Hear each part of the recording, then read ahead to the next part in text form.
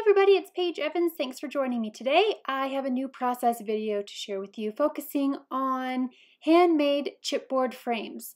So this layout was made just for fun, and I needed a starting point. So I turned back to one of my layouts made in 2014, so 6 years ago, and I really loved the placement of all of those frames, so I wanted to create my own. Originally, I was just going to make them from paper and pop them up with foam squares, but then I decided to back them with chipboard to make them look like legitimate chipboard frames. So I started by measuring the frames on the layout and cut pattern papers to match the same size. And those two little frames, one that says Fun Times and the other one says Remember, come in the ephemera die cuts. And so I had two frames already cut for me, and I'm just using pattern papers from Go the Scenic Route to cut frames. And I'm using my paper trimmer so it's not exact. Some of the slices overlap slightly, and that's okay. It's handmade. It's all part of the fun, part of the process. This is why I love scrapbooking, using my hands and products and papers to create pretty things. So here I go.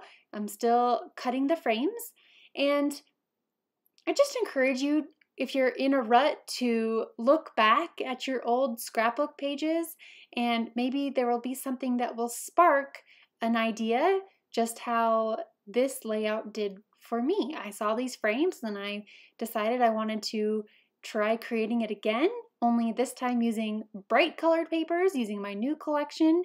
So by just changing that, you get a whole new look. Using a rainbow of pattern papers, I want to use 4 little photos of Fox in color. What are they from? Oh, when he's scrapbooking, yay! A layout about him scrapbooking and helping me with a campaign that I did with Paramount. I varied the widths of the edges of the frames, trying to mimic these chipboard frames as best as I could, just wanting to make them look authentic, like they came out of a package, as if it's something you could buy in the store.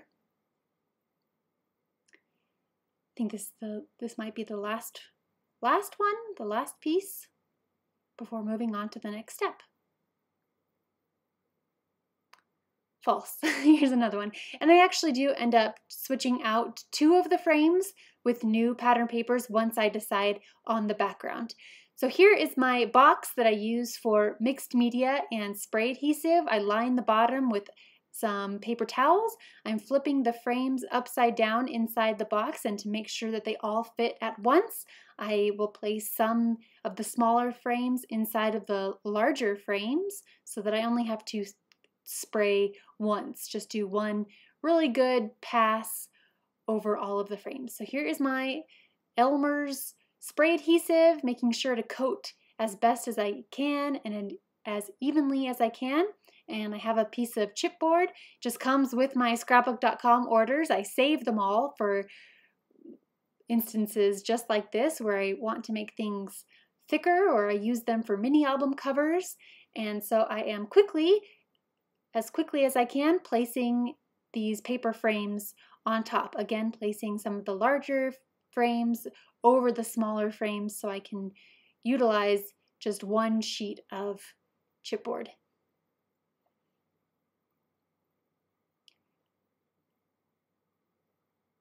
Now I am going to trim around all of the frames using some different methods. You can use your paper cutter, but I find it doesn't go all the way through. So scissors come in handy. A good pair of scissors, nice and big ones, cutting them out. And again, it's not exact.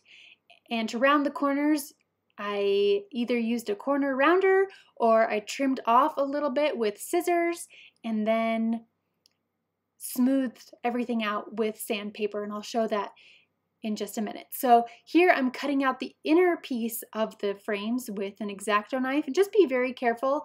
I did slice my finger real bad as I was doing this, but it was with the paper cutter, so that's why I'm wearing a band-aid on my thumb. So just be careful. Like my blood, sweat, and tears literally go into my scrapbook creation. So just be careful and intentional as you're using sharp tools. So cutting out all of the frames, cutting out all of the inner pieces. So this is definitely a time-consuming process. I think it took me a good 2 or 3 hours to cut out all of these chipboard frames, but to me it's worth it in the end. I really love how they look like actual chipboard frames. So this is one of those frames that I put a little one in the inside, in the innards, and so I'm using the X-Acto knife to cut around the outer frame, the inner part of the outer frame.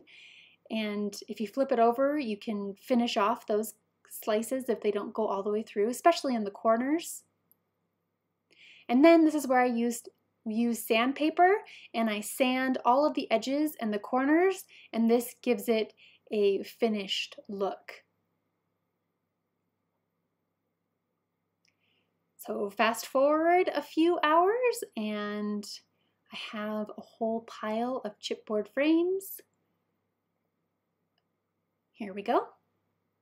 So this is the background paper that I am using. It's the blue geometric B-side of paper 13, and I have my original layout off camera.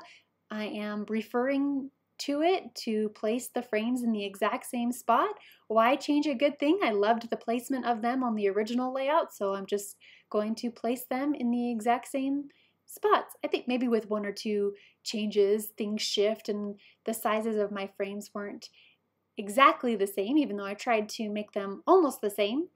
And I'm not gluing anything down at this point. I just want to make sure that I like the placement and I like the frames, how they are.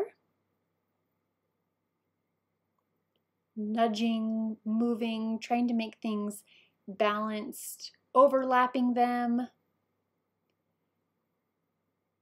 Looks good. Then once I like the placement, I take a photo with my phone, which I didn't do on camera, but I definitely did it off camera. And these are the 4 photos that I'm going to use. They're nice and bright, just like the pattern papers in this collection. So I thought they went really nicely together.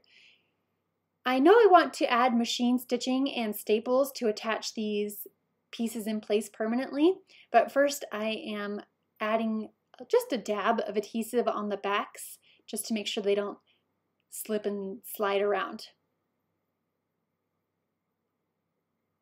Just a temporary adhesive, and that gets them stuck down lightly, and then I can continue with the mini staples. It's a tiny attacher by Tim Holtz, and my sewing machine, which has no problem going through this chipboard.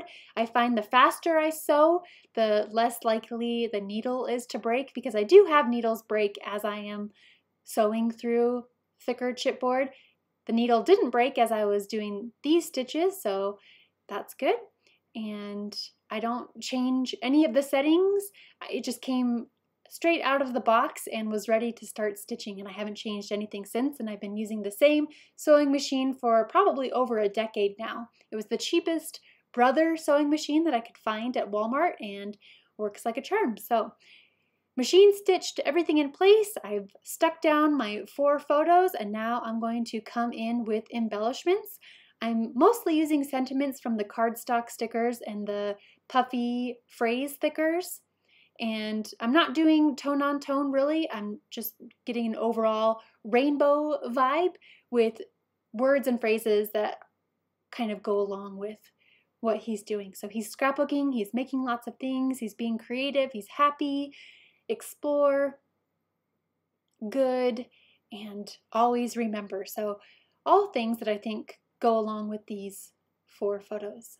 I'm going to tuck on 2 of these flag paper clips onto the 2 more central photos, and then this tag is a perforated tag from the ephemera die cuts on which I'm writing journaling with a dark blue pen, and then it will overlap a frame down at the bottom. I think it looks good there, so I'll just use some adhesive and attach it in place. All right, that's it. That's the finished layout. I hope you are inspired to create your own chipboard frames using my new Go the Scenic Route collection with American Crafts. And if you're ever in a rut, you can turn back to your old layouts and scrap lift yourself. Always a good idea. Thank you so much for watching, and I will see you again in my next video.